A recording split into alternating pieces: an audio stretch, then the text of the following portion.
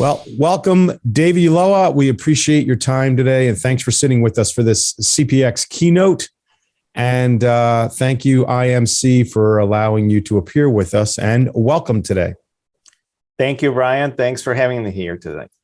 Absolutely. Why don't you start by telling us a little bit about IMC and its use case? What happened in pandemic times to your users? Maybe a little bit about your business, what you guys do, and how critical you are to the supply chain, and just a general background for those watching. Right. Something that you can be sure is that everything changes. Pandemic time wasn't a different, right? An IMC, I would talk about IMC first, and then we'll move to your question. The IMC, we understand that we must constantly adapt. And that same adapted capability, we have to apply to our information systems.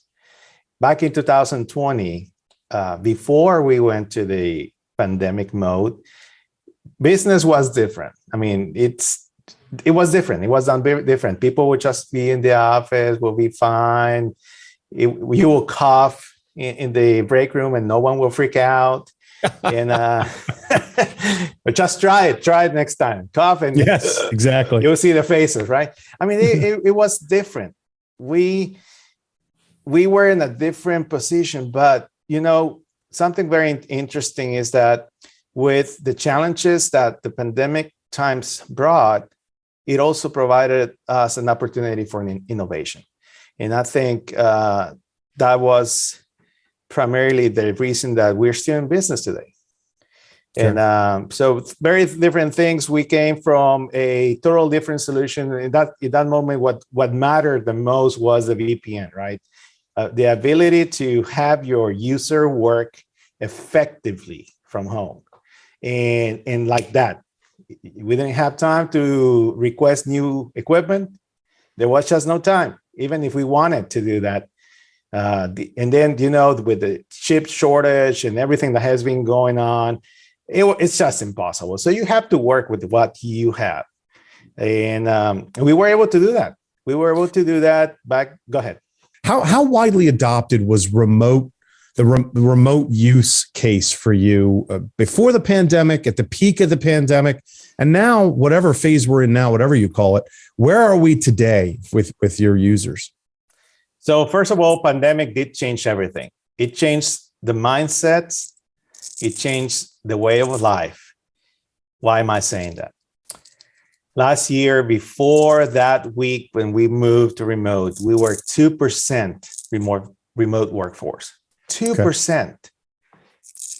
Okay. During the peak of the pandemic, we were 60% of remote use, just like that. Just imagine all the complexity that goes in the background, but we didn't even feel it because we had the infrastructure to provide the service to our business units, and for us to make sure that they had what they needed to make business happen. Okay. If there had been no pandemic, where would it be? Would it still be at 2% today? It would be.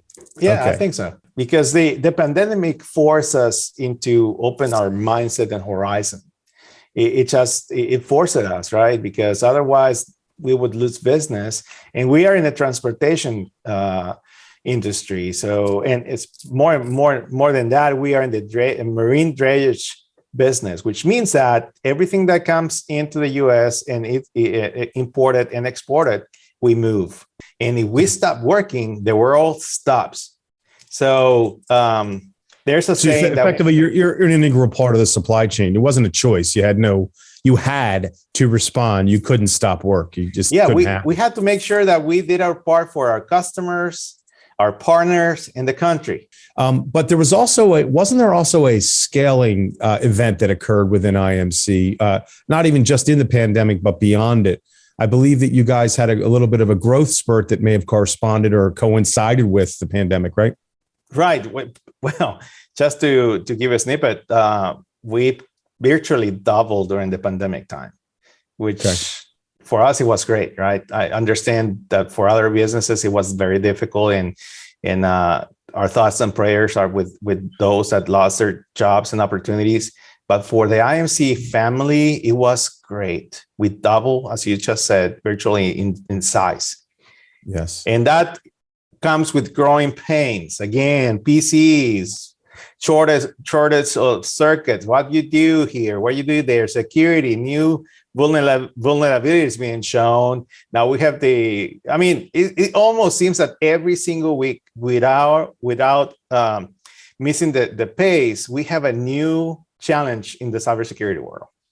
Yeah, indeed. And you guys had to face every one of them as they came. Some of them you controlled, some of them you didn't. Let's talk about that moment. And I think we've talked about this back in March 2020 when your CIO unfortunately informed you that it was time. He asked you if you were ready to go remote. Give us a little background as to where you were at that moment in terms of so this was VPN. Right. Yeah. So back in 2020, March, about the week of the 9th, it was a defining moment for us as a company and as information security department. Why? Because that was the week that the initial close of borders came in. That Friday, during that week, the border with Europe flights were canceled. They were halt. My family and I, it was spring break, so we were in the Caribbean, spending the time in the beaches, and I mean, it was awesome, right? And I get this call from my boss like at noon local time there, and I can hear in his voice the urgency. And the question was very simple. He asked, "Hey, David, are we ready for the VPN? I think we're gonna have to move remotely here very soon." And I was hearing his words, and I just say, "Yeah, it's just 2 clicks of the mouse. That's it." And he was but you weren't ready. You weren't fully ready, right? You just had a very small number of your users, and like percentage wise, that were already using VPN remotely, right? So if we go back in time 1 month, February, at the beginning, we had only 50 users, if that 50 users connecting to the new Checkpoint VPN that we had implemented just a couple of months before. And so by the 9th of December, we've completed our implementation of the new Checkpoint VPN. We were with a different solution that we were having some challenges. So finally I got the green light and we were able to move in December. It was just planning. I mean, the timing was perfect. The timing was perfect because by the time the mandate came in a few days, in 48 hours, we were able to move from the 50 clients, VPN clients, to the 800 plus devices, just like that. And How? It literally did took you do that? couple links. Okay, so that's actually a very good story as well. If we move back in the past, 2016, challenges, a lot of breaches with other companies. Some of our competitors got breached as well. And you hear the big store names and companies being breached. And so that is an opportunity and a wake-up call to all of us. Why? An opportunity because, hey, everyone's getting hit. We don't want to get hit. I need budget. And also an opportunity to improve and innovate. So we started looking for the next generation endpoint protection. Why? Because we had a good solution that worked before all this malware, ransomware stuff came in. It was working well, but we needed to move forward. We needed to be able to do an easier scale with like that. So what we did, which was very interesting, we changed our endpoint solution with the Checkpoint endpoint solution. And you may say, so that what does it have to do with anything else? And this is the key. On that client, you don't only have the protection you need, but you also have all of the blades for your environment and ecosystem to connect and work with the VPN. So that by going back forward, March, the week of the 9th, yes, we only had it deployed on 50 devices, but with a click of a mouse, which basically this is, I'll tell you what happened in the background. Basically, the person that was from InfoSec at the office, he moved the container of all of the devices, workstations, laptop, desktop, tablets, into the VPN group. That was it. That's all it took. That's all it took. And then on the background, the smart dashboard, the deployment section, it sees the change of policy on the devices and it starts deploying the VPN client. And we have multiple ways to push the profile, which is the next big item, right? We could push it up as part of the client. We could push it up as part of a link and even through a QR code. That was actually very cool for me that I was traveling, right? Because I just opened the secure page where we have all the VPN stuff. And I, with my camera, just click on the QR and boom, I was there like that. Yeah, that's easy. And we were only able to do all this because we had that framework, that infrastructure, in this case, a checkpoint infrastructure that allow us to move without missing the step. And David, just to confirm what you had things like anti-ransomware, anti-malware, anti-bot, URL filtering, behavioral guard, threat emulation. Those kinds of blades were already existing, but you were adding VPN into it. You had moved that service, and the timing of it, of course, was coincidentally perfect, right? So that those protections were already in place. Now, just confirm for me, those protections were in place on corporately managed devices, right? Yes, you're being mean, Brian, because that's I am being mean. I'm picking on you. Well, I can't wait to hear the second part of it. But tell me what happened when the things really started to melt down. So you weren't all on laptops, were you? Right. We had our fleet doesn't have 100% of our fleet doesn't have laptops. There's only typically it will be managers and people that work remotely, yada, yada, but not everyone. So when the pandemic hit, of course, not everyone had a laptop. So we have to start thinking, what can we do? And we addressed this challenge in two ways. So in some cases, we allowed those individuals that did not have a good device performance-wise at home to take the computer from the office. And you may say that's very dangerous, and it is. But if we encapsulate all of the data coming out from that device into a secure network, you reduce the threat. The other thing we did is that we allowed users to use their own devices. And that is even a bigger exclamation alert in all this. But the way we did it through the checkpoint gateways is that we were able to validate that the computers had at least three things that we care about. Okay. Patches, firewall, a good enough anti-malware system protection. Not necessarily checkpoint, just some anti-malware. Okay. It's something that it was at the very least good enough that we would know about it. But you weren't managing that. That was just sort of, they brought it and you were enforcing a standard, but you didn't have any management responsibility over that, right? No, we didn't. But something I didn't mention is that between the framework of January and February, just before March, we fully documented everything that the user needed to do, even on their home devices. So by the time, again, it hit, they were just directed to that page that we have internal, and they can hit it from a secure point. And it was just, again, click, and the home user will install the Checkpoint VPN client that is a standalone, that is nothing to do with the full suite that we use. But with that, we had the visibility on the device, and with that, we could ensure that we wouldn't let anyone in to our network that was a compromised user. To be clear, the VPN connection that was happening from those unmanaged devices, you were depending on, if I heard you right, checkpoint infrastructure, checkpoint gateways providing latest security, right? Yeah, and again, even before those users with BYOD hit our network, we validated. And if they didn't meet the standard we set, we wouldn't let them in. And we have some of those. We have some of those users that, hey, it's not working. Why is it not working? And then And we have just to point it out. Hey, you need an anti-malware. So if there had been no pandemic, you still would have been stuck at a low percentage of adoption. But now it seems to have stuck. You are truly a hybrid workforce.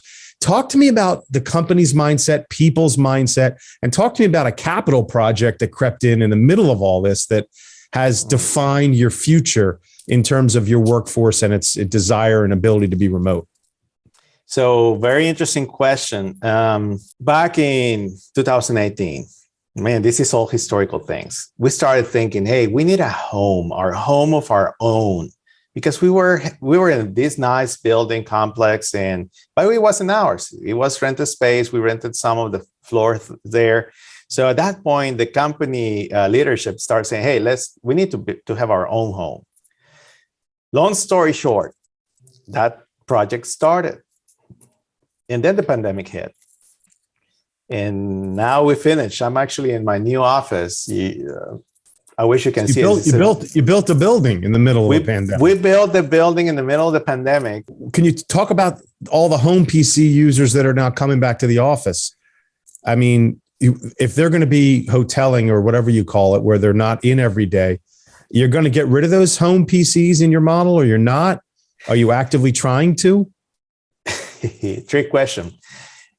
I love to do that, but it's not a good moment. Shortage again of laptops or chips. Okay. If I order a laptop today, I might get it in 4 weeks. So no, I don't think this is going to change. I think we're going to have to continue to give the users the opportunity to use their own personal devices to work from home. Now, walk into a trap. Why not VDI? Virtual desktops. VDI is a great thing. It's a little bit of a steep investment at the beginning. Great thing. If we didn't have the pandemic, I'll probably would tell you, yes, let's go VDI. Now, pandemic challenges, remember, challenges and opportunities. So what happened now that you have 60% of your workforce at home, working remotely? You still need to interact with them. You still need to work and collaborate. And this is a very good way that you can maybe relate. We are in a virtual event. And when you try to do tools like Zoom, Teams, go to whatever, yada, yada, this and that, through the VDI, it's not very responsive. It's not, it doesn't lend itself to do what we're doing now. So no, we're not moving to VDI, at least not at the moment. My friends from the metro area, I talked about this with them, and they were saying, David, you know what? Before the pandemic, we were 100% VDI, but then I'm sending people home and they don't have a device. So guess what? I'm gonna have to buy them a device. And if I buy them a device, why do I want VDI? Plus, the collaboration tools don't work the way they're supposed to work, and there's a lot of lag, and no one wants to be part of that meeting. So some of my friends removed totally or the VDI infrastructure and replaced it with real hardware laptops. Interesting. So not in the plan for you, and not a trend that you see. It's the trend going in the other direction. Interestingly. Either that or they create something more, resilient on the collaboration side. Interesting. Time is short. What are 2 guiding principles that you've been following that you can leave us with in light of all of these learnings and lessons that you were forced to endure throughout? Give us 2 kind of guiding principles that you live by that others trying to emulate your level of excellence could do. So, we have to be able to be, and I'll use this word, accurate. We don't want to be checking like 20 screens, right? Single pane of glass, accurate, to the point, which allows you to do everything, including forensics on devices. In this case, Checkpoint Harmony now, it's called Harmony now, has allowed us to do that. The second piece that I think is very important, and this applies to everything we do, it has to be easy to deploy, easy to manage, easy to understand. Those are the things that we have been doing or trying to do with all this pandemic times. David, Checkpoint would like to thank you and IMC for agreeing to share your interesting stories and use cases here with us. I know that you guys endured a lot and had a lot of pressure to keep this supply chain moving, especially on the marine side. And we are extremely grateful for your time today. Thanks for sharing your stories with us and for appearing with us here at CPX. And we will see you next time. Thank you. Thank you, Ryan. See you guys.